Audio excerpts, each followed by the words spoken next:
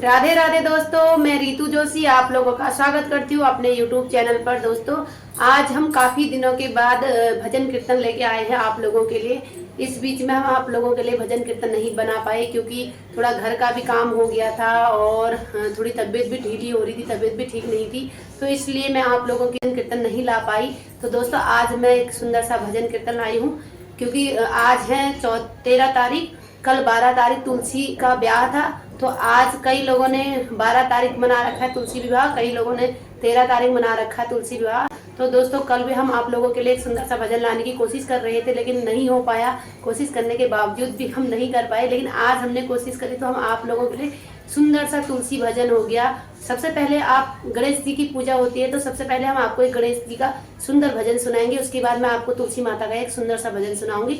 आप बने रहे मेरे वीडियो में। ये हमारी दोस्त है, हमारे साथ कीर्तन भजन करती है, तो ये भी बिजी हो गई थी। इनका भी चैनल है रीना जयबाला जी करके, आप लाइक शेयर सब्सक्राइब करें। ये भी कीर्तन भजन डालती है, हम दोनों सेम वही डालते हैं कीर्तन भजन। तो दोस्तों, इनको भी टाइम नहीं था, मुझे भी टाइम नहीं मिला, इसलिए तो गणपति बप्पा की जय हो। गणपति तुम्हारे आया है गणपति तुम्हारे